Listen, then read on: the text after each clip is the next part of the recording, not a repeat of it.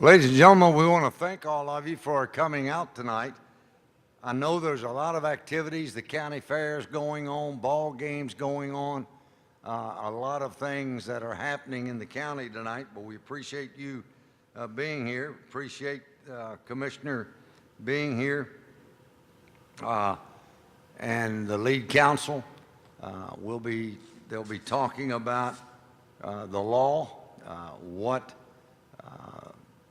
this vote is about, and what the law says. Before we get into that, Sheriff Byers has asked if he could address the crowd for just a moment. Sheriff?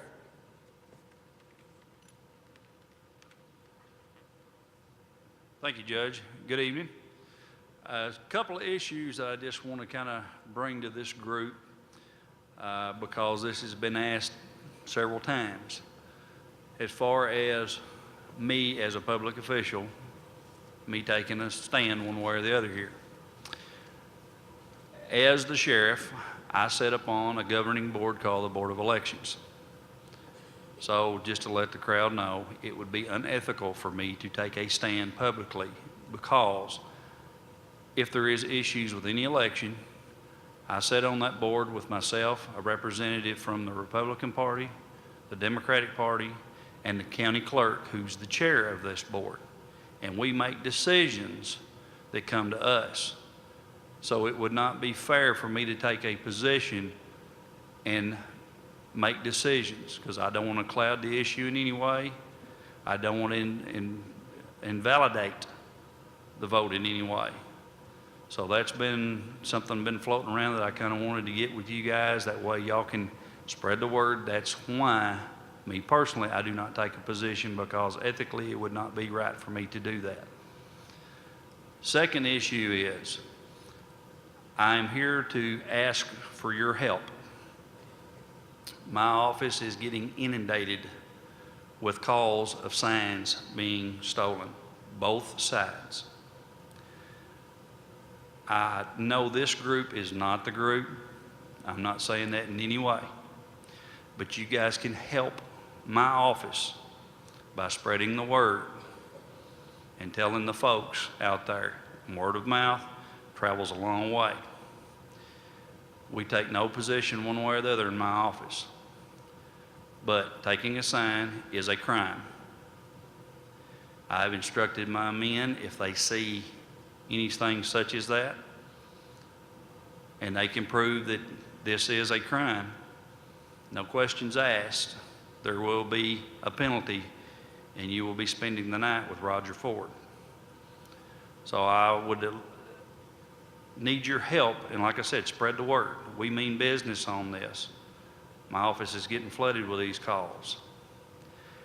I want to see the vote decide this and the vote only. So I'm here to ask for your help if you would. Please get the word out that that's the consequences if we find anybody tampering with signs, destroying signs, or taking the signs. We don't care which side you're on. I think you know I'm a fair person, and I have no favorites, and that will be the consequences. And that's all I'm here tonight to do, is to ask everybody here to please help us out so that does not become a huge issue. And that's all I would want to address the crowd about, and I appreciate it, gentlemen, you letting me speak. Y'all have a good evening, and I thank you. Thanks, Sheriff.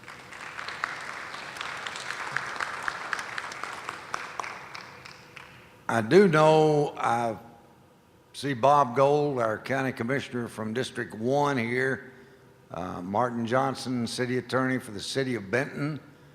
Is there any other elected officials here? I don't want to overlook anybody. I know everybody's busy. Again, thank you all for coming out tonight. It's my privilege to introduce to you the commissioner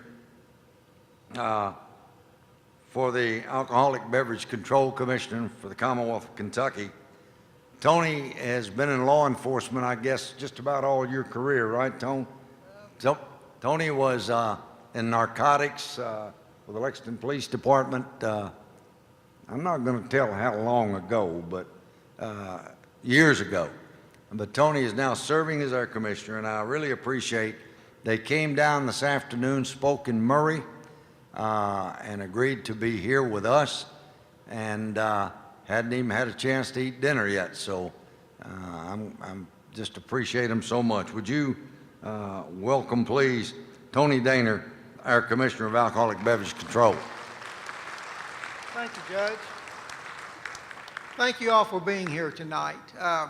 We are down here, the Division of Alcoholic Beverage Control is totally neutral. What we are here tonight to do is to put a presentation on to show what would happen if the voters in Marshall County decide to go wet. Obviously, if you decide to stay dry, the Alcoholic Beverage Control Department is totally out of this. So what I'd like to do is clear up a few misconceptions and tell you what exactly will happen. To start with, let me tell you a bit first about the Division of Alcoholic Beverage Control. We are made up of several different units. We have the Commissioner's Office, obviously, which I'm the Commissioner. We have an Education Department, we have a Legal Department, and we have an Enforcement Department. And then we have an Administrative in-house department. We have enforcement officers throughout the Commonwealth of Kentucky. They are charged with they have full powers to the state police, but they are charged with enforcing the alcohol laws in the Commonwealth of Kentucky. I have been commissioner about 3 years. Before that, for the Commonwealth of Kentucky, I was the director of insurance fraud investigation. Before that, in 2002, I was with the city of Lexington. Before that, I worked with the narcotics program many, many years ago. So I've been in law enforcement, I guess now, if I add everything up, about 35 years. I was retired 29 years, and then I came over to the state.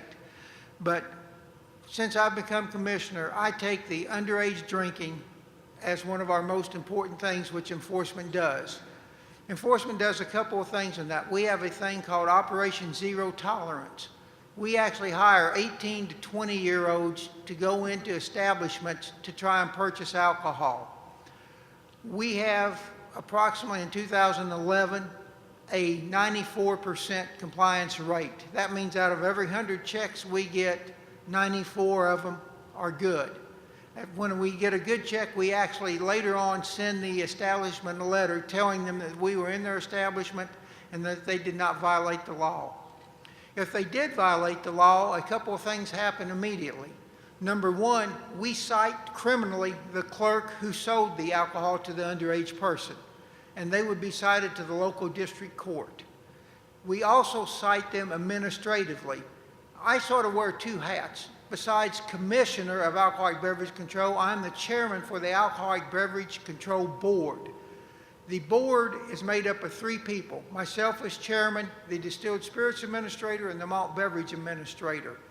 We hear under what's called Chapter 13B administrative hearings. So not only does a person who sold the alcohol to an underage person get cited, we cite the licensee. Our fines start at about $1,800 for a first offense, selling to an underage drinker, someone who purchases underage. If it's a second offense, we double or more than double it. I've been there now 3 years. We've only had 1/3 offense. The third offense was fined $10,000, and they had to close their business for 2 weeks and could not sell any alcohol. So we do take out the sale to underage people very seriously. We also have a thing called Operation Zero Tolerance, where we actually put our undercover officers in liquor stores or convenience stores where alcohol is sold, posing as clerks. And if an underage person comes in to try to attempt to purchase alcohol, we do a physical arrest on that person at that time. So then we have what's called the Education Department. And for you county commissioners that are here tonight and the county judge, if you do decide to vote wet, I would strongly urge you to get with our Education Department. We have what is called the STAR program. It's Serving Trainers in Alcohol Regulations. It's actually a 4 or 5 hour program where we certify someone to be able to serve alcohol. We teach them how to tell someone and not do over service. It's against the law to serve someone who is intoxicated. So we strongly urge our people not to sell to someone who is intoxicated. We teach them how to tell fake IDs. We teach them, like I said, it's a 4 to 5 hour class, and they're actually certified. That certification is good for 3 years. Then they have to recertify with us. Right now, we have approximately 60 counties and cities who require this STAR training program before anyone can sell alcohol in the Commonwealth of Kentucky. So I would strongly urge, if you do decide to vote wet, that your county commissioners and your county judge put this in place, because I think it's a real service to the public. That's one of the reasons why we're down here is, we want you to be educated in the vote you make. The other thing that we do, we have licensing division. We have approximately 13,000 licensees in the Commonwealth of Kentucky. Now, one entity may hold more than one alcohol license, and Mr. Humphreys will get into the different types of licenses in his presentation. One of the things of misinformation that we have heard and seen was that it's very easy for the Commonwealth of Kentucky to actually change alcohol laws. Well, I've been commissioner for 3 years, and before me, they had tried for 2 years to get a simple, clean housekeeping bill cleaned up. It has gone now before the legislature for 5 years, and this last year I said, hey, we failed 4 times. I'm not doing it anymore. It is extremely hard to get any type of alcohol bill changed or passed through the legislature in the Commonwealth of Kentucky. We heard that ABC can change regulations whenever we want to. That is not true. To change a regulation, we have to go through the Legislative Research Commission. There has to be a period for comments from the public. If there are no comments from the public, then at that time we don't have to hold public hearings. If there are comments from public hearings, we have to open that regulation up for comments from the public. And then the LRC themselves has a public hearing. So none of these things are changed easily. And I just want people to be aware of that, because it is a very hard thing to do to change any alcohol law. And we're just here to clean up any misconception. I was over in Murray earlier tonight, and there was somebody had published something saying the ABC had put out this, that there was a study that there are less DUI accidents in dry counties. Well, there is such a study, is my understanding, but that was done by the Kentucky State Police, and the public information officer there is David Jew. This is all quoted in the, let me get the name of the paper. It was a Times Tribune in Corbin, Kentucky on March 19th of 2012. If anybody is interested in Googling that, I'm sure they could get the article themselves. But I just want everyone to know that the Department of Alcoholic Beverage Control has not done any study on this. That was something the state police has done. So again, it's your vote. This is one time when you as a public get to have the say, and Mr. Humphreys will get more into that.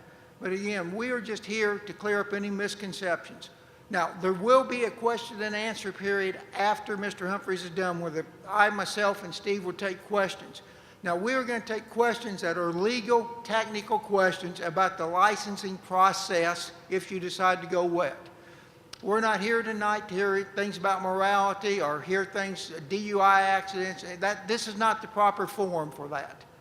We are just here to clear up and tell you what will happen and how it will happen and what the processes are, and that there's not going to be a bar on every corner because you're a fourth-class city. You can't even have liquor by the drink with a fourth-class city without a second election or a hardship thing from your city council. So these are things that you need to know as to what will happen.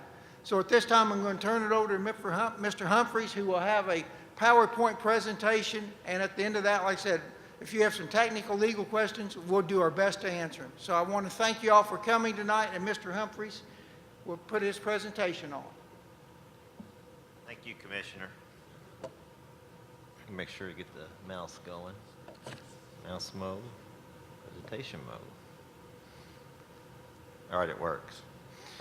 As the Commissioner indicated, my name's Steve Humphreys. I'm the General Counsel for the ABC. I've been with the ABC since 2001, so I'm one of the more well-versed individuals on the alcoholic beverage laws, and they are quite voluminous and quite confusing at times.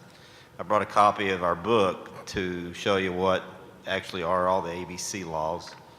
And just to show you that even though I'm giving you information today, there's a lot more, as Paul Harvey would say, there's to the rest of the story. And we're just going to touch on the main things right here. And right now you're looking at the issue of a local option election. And as I indicated at the last forum, it's kind of neat that it's actually one of the last forms of pure democracy that we have.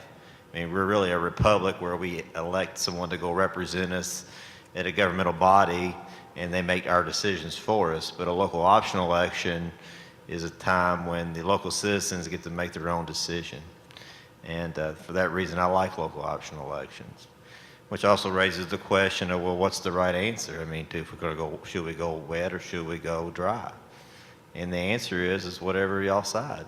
Whatever this community decides is best for it, that's the right answer. And you're going to have that opportunity come on July, was it 17th or 19th when the election? 17th, okay. Now, I'd like to apologize. As the Commissioner indicated, I spoke at Murray today, and was actually really quite boring. I almost put myself to sleep. So I'll try to be a little bit more entertaining this time as I go through our slideshow presentation. And the question first that goes up here is the Department of Alcoholic Beverage Control. Well, what is the Department of Alcoholic Beverage Control? And basically, the department is a licensing system that exists in Kentucky. As y'all are aware, the issue of alcoholic beverages is quite divisive in a community. It was divisive for our nation. The 18th Amendment prohibited alcoholic beverage sales, and then the 21st Amendment in 1934 reversed it. And the reason that prohibition existed was because there was basically no regulation of alcoholic beverages, and as a result, there was a lot of abuses by the producers and the retailers that were tied into them, so that basically it promoted excessive drinking, alcoholism, all the societal problems that went along with that. However, unfortunately, when they outlawed prohibition, that didn't work either, because there were still people who wanted to drink and have access to it, and since it was illegal, it allowed the criminal element to fill that need and gave them power, money, Al Capone, stuff like that. So it was pretty evident to everybody at that time, while prohibition was in effect, that it wasn't going to work. You know, one of the other problems it dealt with is that it kind of promoted the disregard of law. I mean, if you have a law that nobody's going to abide by or do it, that's not good. So John D. Rockefeller, he did a study, and he was actually a person who opposed alcohol. He's a teetotaler, but he had a lot of money. But he saw that prohibition wasn't going to work. So they did a study as to what are we going to do, because prohibition is going to end. We're going to have to do something. And basically, the study came back with two systems that now all the states in the United States have adopted, one or the other. And one of the systems is called a control state system, where the state actually is the seller of alcoholic beverages. So if you travel and you go to a state and you'll see a state liquor store, that's what that is they are the ones that do the sales, because that was one of the recommendations that came out of the study. And the other system, which most states have adopted, is a licensing system. And that recommendation was that you make strict requirements for licensing, and then you strictly regulate to make sure they all comply with the laws. And that's what the department does. The department, whenever a territory goes wet, because we regulate alcoholic beverages, we become involved in that territory of that community. We have the responsibility of enforcing all the alcoholic beverage laws. The department has a distilled spirits division, which issues distilled spirit and wine licenses that we're going to talk about a little bit more, and they also enforce those laws. Then there's the malt beverage division that issues malt beverage licenses or beer licenses, enforces those. And then there's the department's enforcement division, which is responsible for making sure licensees comply with the laws. Commissioner Tony Diener, he's the head of the entire ABC, make sure that we're doing our job.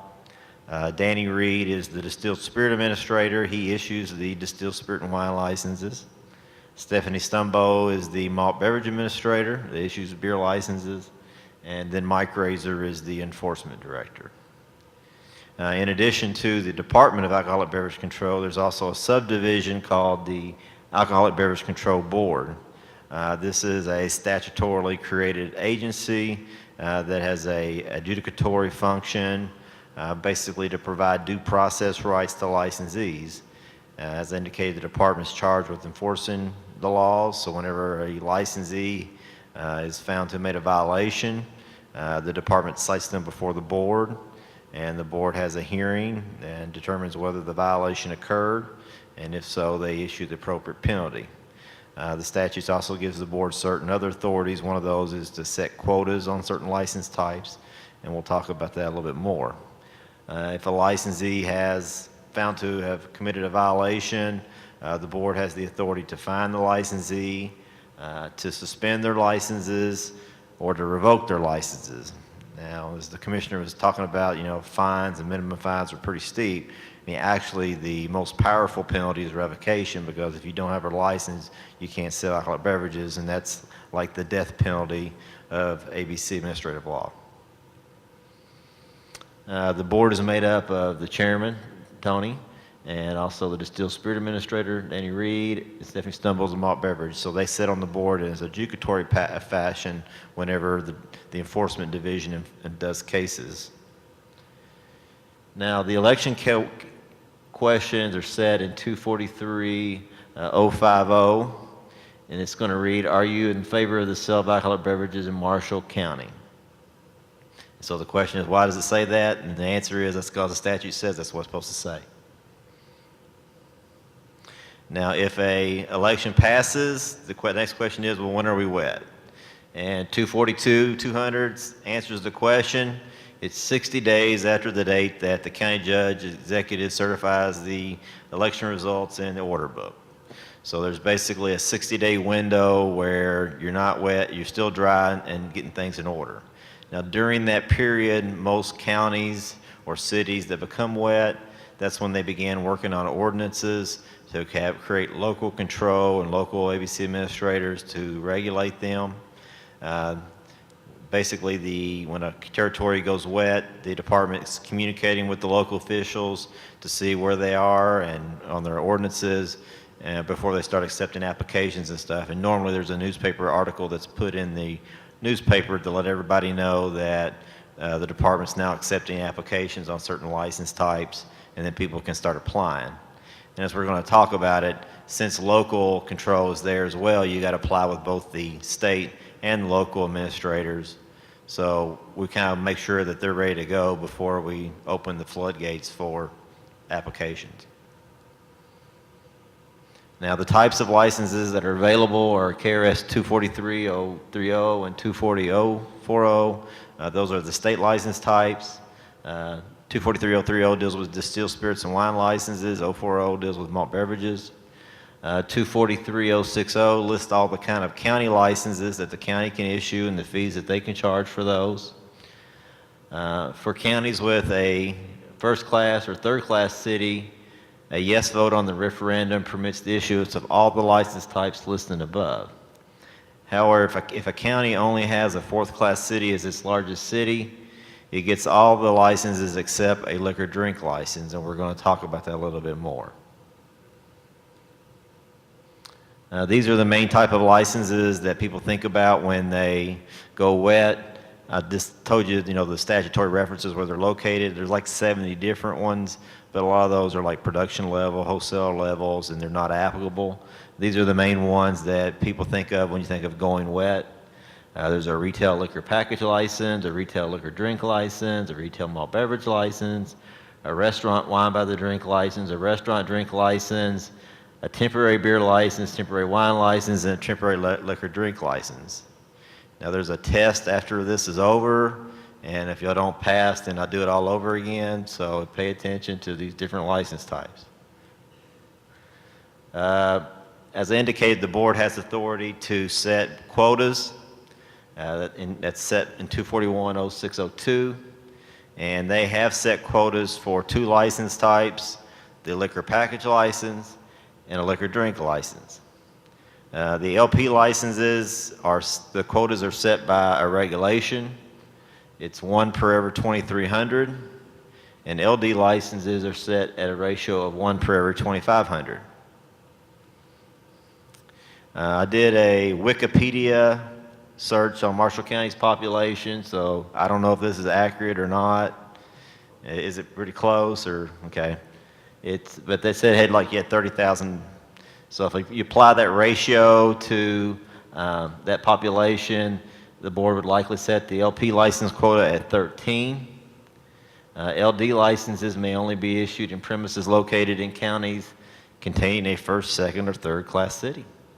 So since y'all don't have no third class city, y'all get 0 liquor drink licenses. Now, a retail liquor package license, and I'll tell you what these all mean, the liquor package. This is the kind of license that everybody thinks about when you think of going wet. It's a liquor package store.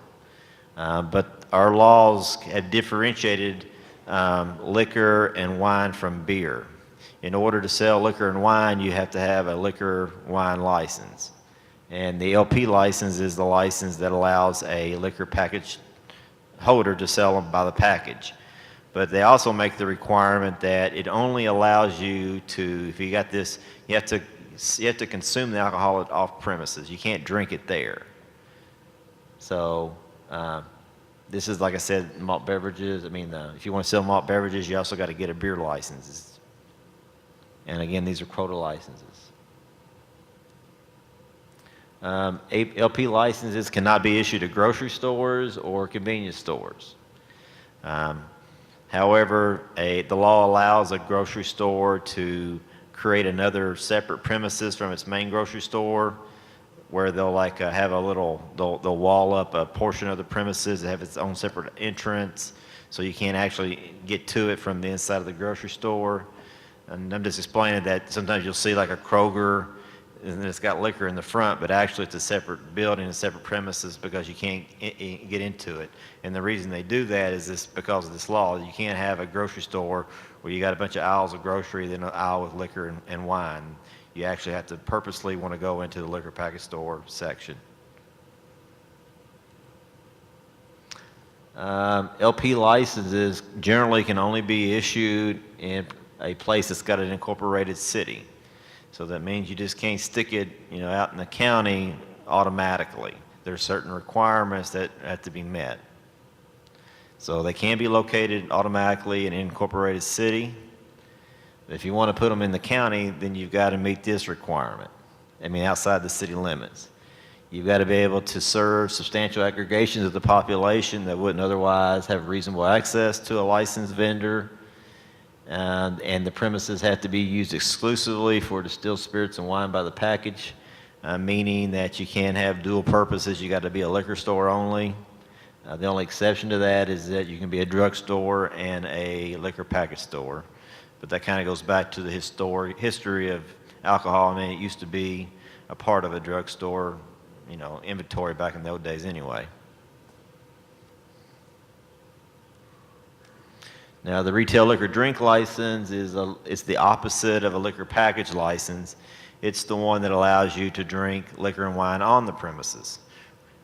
Whereas an LP says you got to drink it off the premises, and LD says you have to drink it on there, so you can't take it with you when you leave. LD licenses are typically associated with bars. There's no kind of food sales percentages that are needed.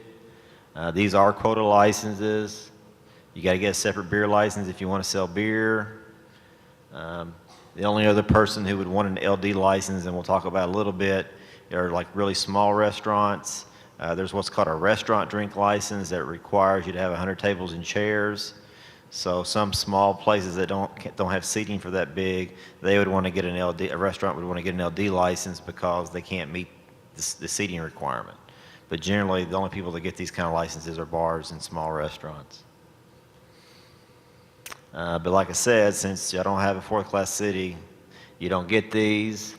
The law does provide a way for a fourth-class city located in Marshall County to someday get those. They can have a second separate election under KRS 242-127 and 242-129. And if that fourth-class city had that second election, then LD licenses could be issued there. But the county can never have an election to allow LDs just anywhere in the county. It would be limited to fourth-class cities. There's what's also called, in addition to an LD license, is what's called a restaurant drink license. And it's a form of an LD license, except that it's issued only to restaurants. And the requirements of this license are that you got to have 100 tables and chairs, and you have to maintain at least 50% food sales requirements.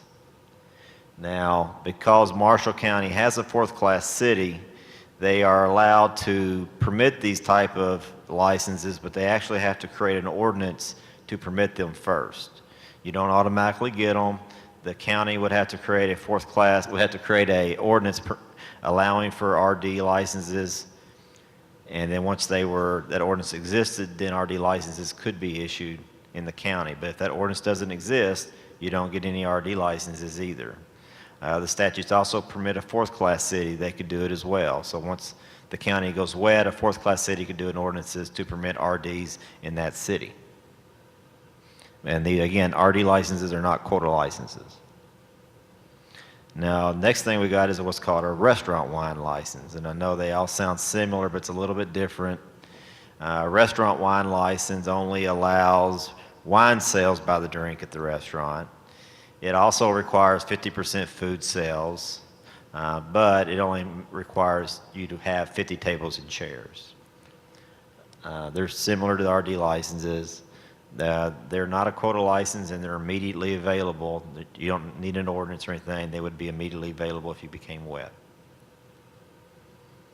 Now we're going to talk about retail beer licenses. Now, some states basically categorize their alcoholic beverages differently. There's really three main types of alcoholic beverages. There's distilled spirits, which is hard liquor like whiskey, vodka, tequila, anything that's got a distillation process. Then there's wines, and then there's beer. Some states put their wine and beer together. That if you have one license, it'll let you do both. We put our distilled spirits and wine together, and then make our beer separately.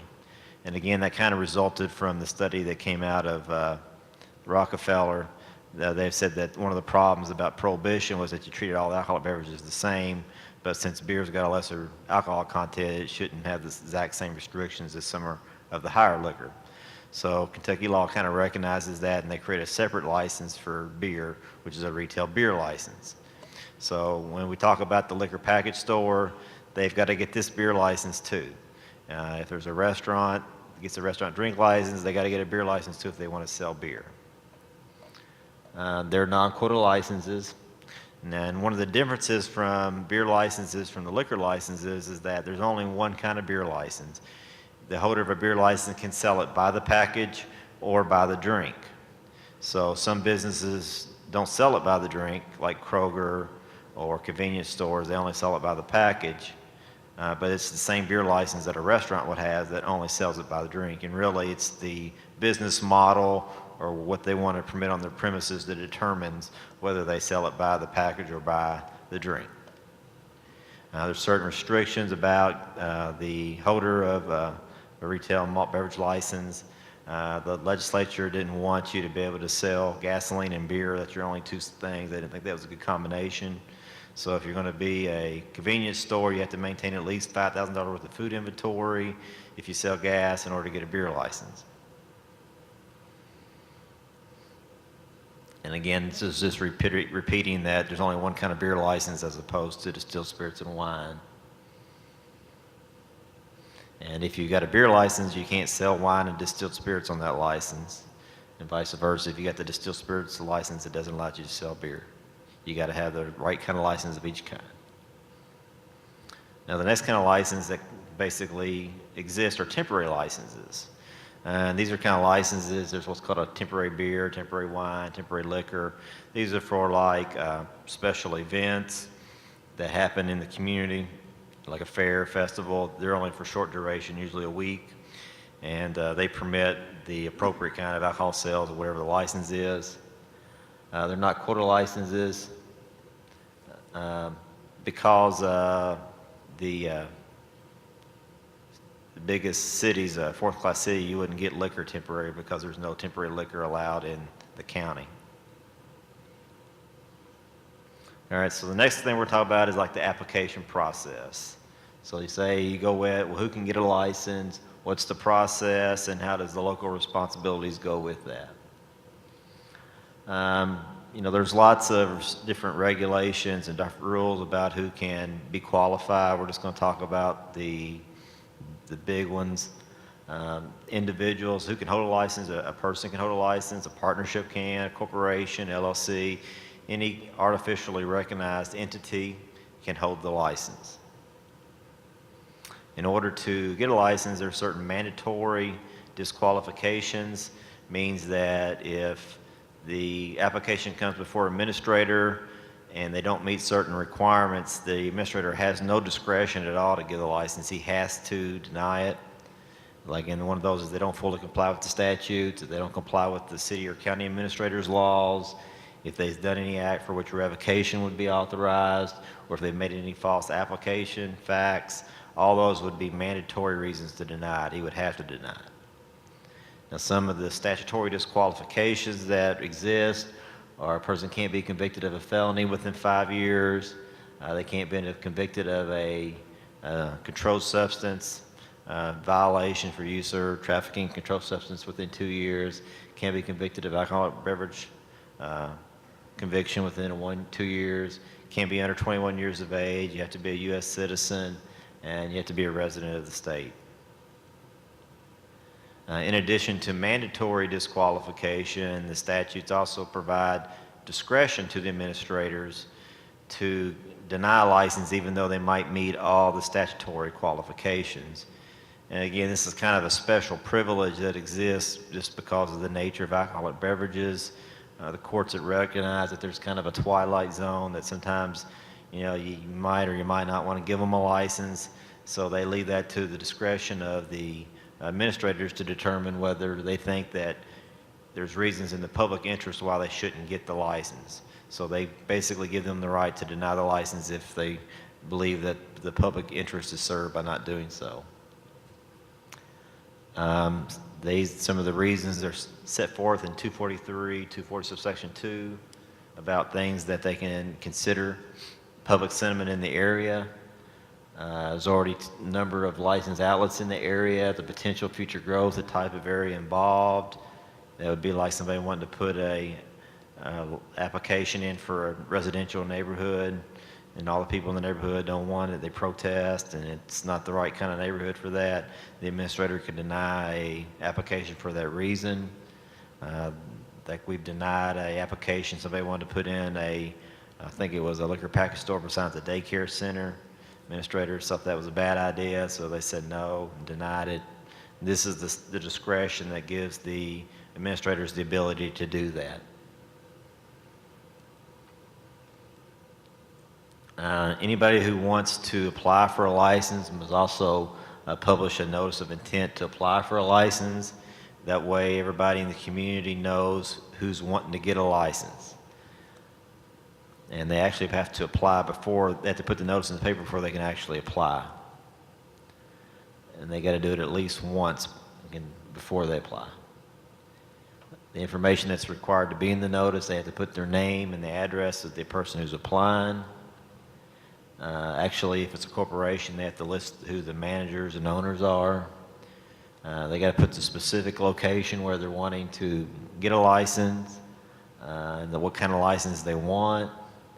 The date the application is going to be filed. And the most important is they got to include this following statement that says if any person, corporation, wants to protest that application, they have the right to do so by filing a protest within 30 days of the legal publication. So this is the opportunity for the public citizens to provide input on an application, why this person shouldn't be granted a license. The local citizens know these people better than the people in Frankfort sometimes, know who's a bad apple or know the type of neighborhood. This provides the opportunity to do so. The more specific the protest letter, the better. Some kind of letter says we just don't like alcohol sales. It's not going to have the persuasion. If someone says like this is a bad traffic area, there's a school next door, kids cross the street. This could be those kind of more specific details to provide why they protested provides the administrators with more information to make a best decision. Anybody can do it too. Like I said, anybody that wants to file the protest can, but the only thing is you got to file it within 30 days of the notice. We've got basically one application form that everybody fills out about your history and your address, the ownership, interest, and all that stuff. In addition to that, depending on what kind of license you want, then there's another schedule, like there's a malt beverage schedule, there's a schedule for restaurants, there's a schedule for a liquor package store, so then you got to fill out the kind of schedule that you're applying for. And all those applications and schedules are available on our website. We've tried to modernize, put everything online so people can easily get those. Most counties use copies of our application forms for the local applications. But you don't have to. Once an application is filed, the department obtains criminal background checks to make sure they're not automatically disqualified because of their criminal history. If they live out of state, they got to provide out-of-state criminal background checks. Also, a department investigator usually goes out to the premises to physically inspect the premises to make sure that they meet all the requirements of law and that they're going to be what they say they're going to be. For newlywed territories, it takes a minimum of 60 days. And basically that's after, the 30 days runs from the date of your notice publication. Whenever you put your notice in, the board or the department cannot issue any licenses for 30 days to give everybody that protest period time. And then, like I said, send the investigator out to look at it. And if the application's correct, when they received it, the process is going to be faster. Like sometimes people don't send us the right stuff. Like we're not going to talk about, like you have to have a right of possession to the premises by deed or lease. So sometimes they don't send us that. All that stuff's on the application forms about what we need. So the more complete it is, the quicker we can get it processed. We generally tell people to file it with the county administrator and the state at the same time so that the processing can be done quicker. By law, the county judge executive automatically becomes the county ABC administrator, but he can decline the position, resign, or appoint a qualified person. The county ABC administrator, he issues local county ABC licenses created by ordinances, and he exercises the same authority with respect to county licenses that the department has to state licenses. The county administrator and his inspectors, they've got full police powers. They've got the authority to inspect premises where alcoholic beverages are sold or stored without getting a search warrant. County's got to create licenses by ordinance if they want to collect fees for those and regulate them. If a county doesn't have a local ABC administrator, the business only needs a state license. There's a little bit of confusion about that at Murray. What that means is that you have the right to create licenses and regulate them. And if you do so, you got to get local approval first. But if you don't create licenses and there's no local ABC to approve it, then all you need is a state license. The county license types and the maximum fees are set in KRS 243-060s, and these are general fund fees which can be used for anything. Applications for county license, like I said, they got to be approved by the county administrator first. They sign the application and then it's sent on to the state to let us know that they've been approved. And we urge the local ABC person to make sure that it's all complete and there's no errors before they send it on to us. In addition to the licensing fees, there's also what's called a regulatory license fee. This is only available for cities and counties that have third and fourth class, or a third and fourth class city, or a county that's got a third and fourth class city. This is an additional fee that they can levy in addition to the licensing fee. And it's supposed to be reasonably estimated to fully reimburse the cost of additional policing, regulatory, and administrative expenses, so that these fees are restricted funds for that purpose. They can be based a flat fee, or they can be based on a percentage of the licensee's gross sales, Also, the statute says that you got to give the licensee a credit toward the regulatory fee for the amount of the regular license fees. This is the kind of, I guess some people call them taxes, but it's not really a tax. It's a regulatory license fee that people talk about as far as generating additional funds for the county or the city. Even though they're restricted funds, a lot of cities will use resources from that they're already paying to the police department. Like they'll, instead of paying them with general funds, they pay them with these funds, and that way it frees up money for the general funds. This is really nothing, we're not really involved in the taxation because it's all done at the city level. So the people who have information about this would be the cities that have done that.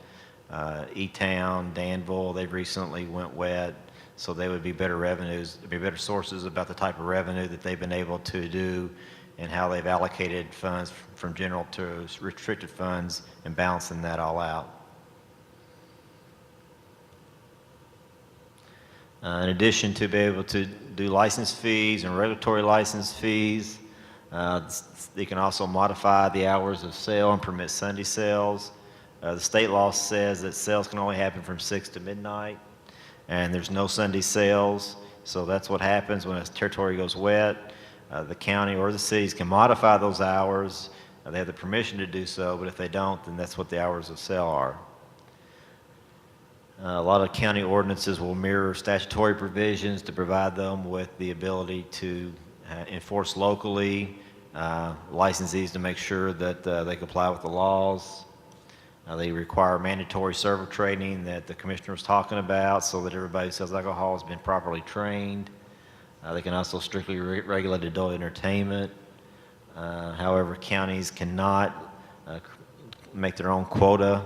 The courts have held that that's legislative power that was given to the board, so only the board can create quotas for licenses. Some of the state regulations that we enforce once a person gets a license is that licensees cannot sell alcohol to minors. Department conduct what's called Operation Zero Tolerance details that the commissioner talked about. When we first started doing that in 1997, we only had a 68% compliance rate. That means, 32% of the time the minor was able to buy alcohol. As a result of the OZT details and the STAR training, the compliance rate's up to 94% last year. In addition to OZT details, we also do what's called cops and shops. I mean, a lot of licensees complain that the minors are repeatedly trying to buy alcohol. It's like a constant war. So if they ask us for assistance, we will actually have one of our investigators pretend to be a store clerk. And if a minor comes through there and tries to buy alcohol, then they criminally cite them.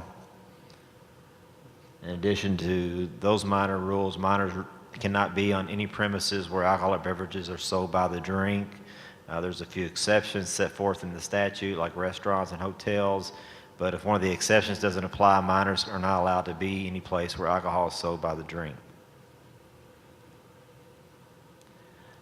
Some of the other provisions, the licensees cannot sell to an intoxicated person. If the person is intoxicated manifestly, it's illegal for them to sell to them. They cannot permit any kind of gambling on the premises. They cannot give away alcohol or sell for less than cost because it promotes excessive drinking. They cannot permit the premises to be disorderly by allowing fighting there or being too loud and noise. They can't employ a felon or a person who's had 2 alcohol-related misdemeanors in 2 years, and they can't be open after hours or on a Sunday. And if they do any of those things, then we cite them, and they'll have an administrative case. And if the boards find that the violations occurred, or they admit it, they usually admit it, then they have to pay a big fine, or they get suspended, or if it's evident to the board that they're not going to comply with the laws, they will revoke the licenses. The law provides licensees with due process rights. They can appeal any order that we do to the Franklin Circuit Court. The county can also, like I said, they can initiate their own kind of enforcement provisions. That's what Danville did. That way it kind of gives them local control. I promote that because I think the more people that are looking at licensees and making them comply with the law, the better. Like the board, they can also suspend, fine, or revoke licenses, and the fines that they would set would go to the county, not the state. And the law permits that. It allows for due process rights. It allows any order to be appealed to the ABC board if a licensee thinks that they weren't treated fairly. Our website's located right there up on the screen, and our phone number, and there's my email address. Those are additional sources of additional information. If you have any questions, you can email me or call or go to our website and see if you can find some information. That's the conclusion of the presentation at this time. At this time, we're going to take questions from the audience. However, before we begin, I'd like to make clear that this is not a forum to debate the pros or cons of whether to permit or not. We're just simply here to provide information. And as an attorney, I think someone said the city attorney was here, he could verify the fact that a lot of times lawyers ask questions that aren't really questions. You know, they're really statements. So we don't want any lawyer questions, we want real questions. So if you have a question that you want us to ask what happens if we go wet, we'd be more than happy to answer it. But if you're here to argue, we're not going to entertain those kind of questions. And if you do have questions, we ask you to step up to the microphone. One thing before we do take any questions that I just thought of, and Steve and I didn't do at Murray, if you're a county commissioner, city commissioner, or anything like that, we had this cause a lot of problems about 3 or 4 or 5 months ago. You cannot, we feel a city commissioner, county judge cannot put an application in for a liquor license. It will not be approved. Okay? And because we had that happen and we felt that, well, there's Attorney General's opinion about it, but we just felt it would not be fair to the public to have a county or city commissioner applying for a liquor license and then actually enforcing the liquor laws. Yes, sir. I'm not going to apply for a liquor license. Okay. I'll get that straight right off the bat. My question though is, from what I understand, there could be 13 package stores based on what our estimated population is right now. We only have 2 fourth-class cities. Should this happen, how would those 13 package stores be apportioned? We would look and we would get with your local administrator and talk to them and see where they're going to be. And there may not even be 13 applicants. Lately we've seen a couple places where they've not even filled the quota.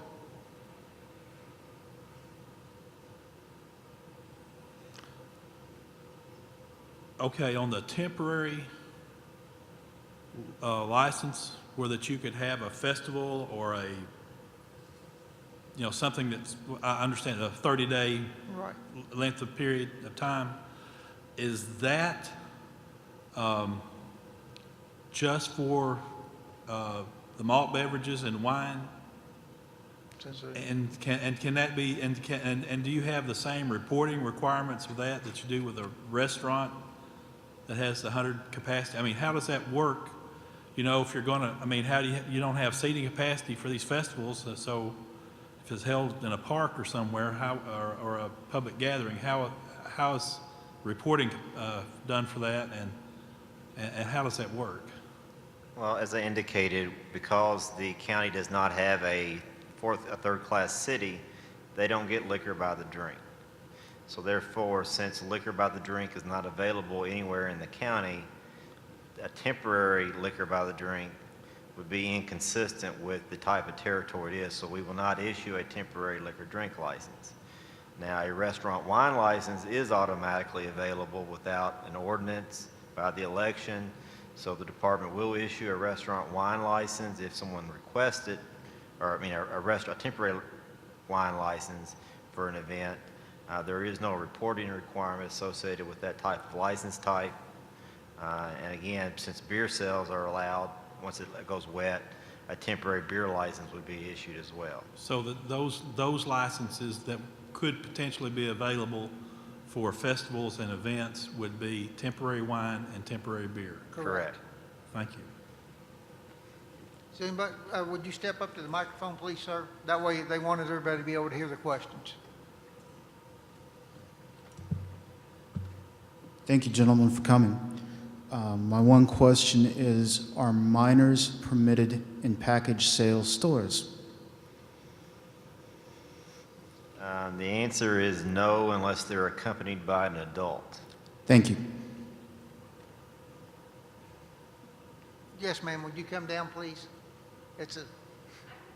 Okay, well, I'm just telling you what the county judge requested us to do this, so. Yep, they're recording that, so if you would, please use the microphone.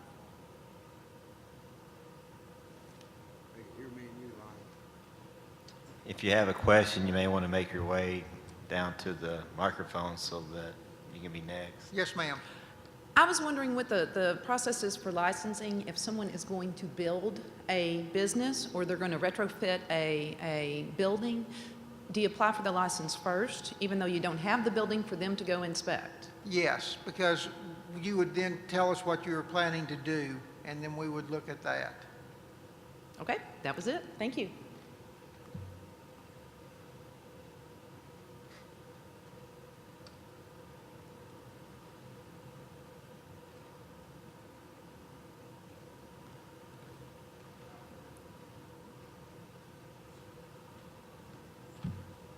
Thanks, gentlemen. I got 3 quick ones. I'm confused over the LP and LD.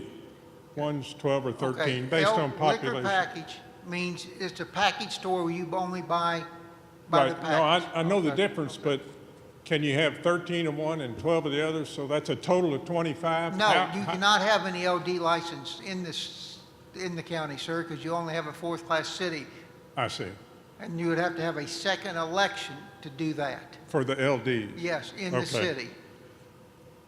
There's been a lot of talk and everything about a number of applications that you already have on your desk. Is that so?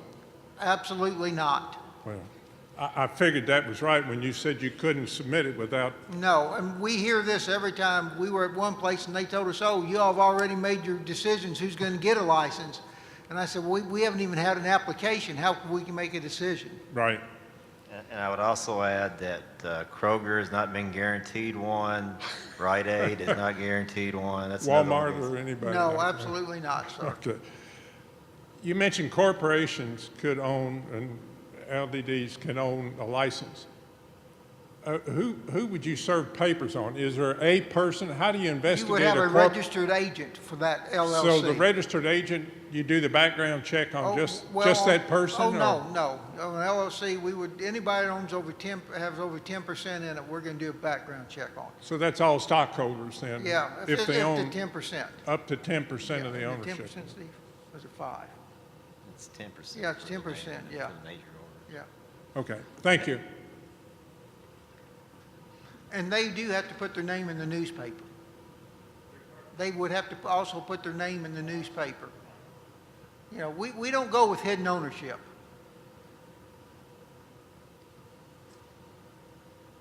There's a mention in the newspaper about the need for a county administrator, Calvert City ABC administrator, and one for Benton. Do we have to have all 3 of those, and do we have to pay their salaries, or does that amount come out of the licensing fees? Well, again, you don't have to create an ABC office if you don't want to. So if the county doesn't want to collect license fees, then they don't create licenses. However, if the county does create a license fee, they'd have to be paid, but that's what that regulatory license fee is used for. That's the purpose of that specific fee, to allow the regulation and the policing of it. And they generally will assign those duties to someone who's already in state government, or in the local government, and use the restricted funds to pay their salary as opposed to general funds. So the county taxpayers don't have to pay their salaries, is what Well, you're telling me. generally, you already pay, like, most towns will do like an assistant chief of police or the chief of police. This will just be an additional job they have, and then you can use the money coming in to offset part of their salary. Thank you.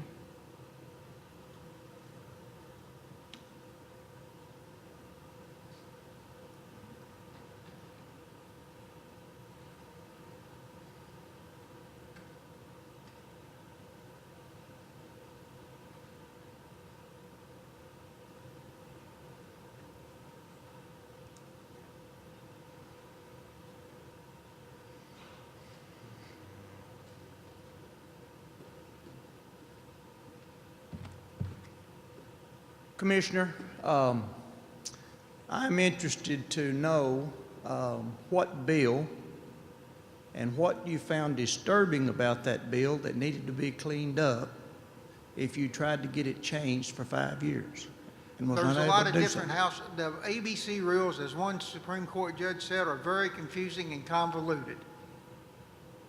But what was it you needed to clean up about it? There are several things, sir. If you'd like a copy of the bill, we'd be glad to provide one for you. Well, It's- I'd just be interested in knowing what you thought was so important that it needed to be changed. There are several just housekeeping items. We have 84 different license types in the Commonwealth of Kentucky. 84. Indiana has 15. Okay? And, you know, we need to modernize some things, and that's what we were trying to do. Okay. I just thought perhaps there might have been something that disturbed you about it that you needed to get it cleaned up. No, you know, just trying to simplify things and do some things.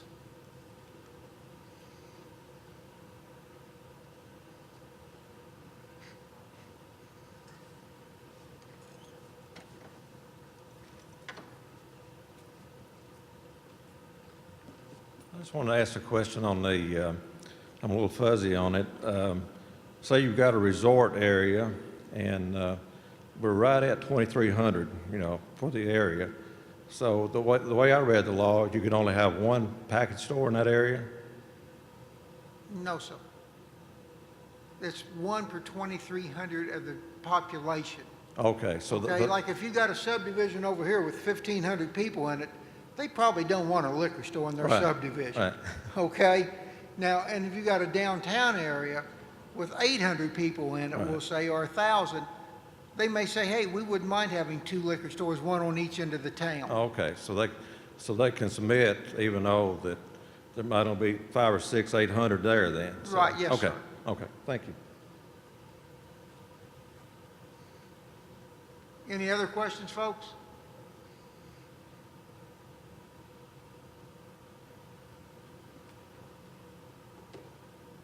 Well, we hope this has cleared up some misconceptions, and we are, like Steve said, he gave you his email address. We're here. We're totally neutral. If you have any technical, anything you want to know, we're glad to give you the correct and the facts. Thanks, Commissioner. Thank all of you for being here tonight. Certainly thank the Commissioner and Steve Humphries for being here and sharing with us tonight. I do have their phone numbers. I'm sure I'll have some questions as we move along, and if anyone has any questions, if you'll get a hold of me, I'll try to get it to Tony or Steve and give you an answer right out of the law books. Thank y'all for coming.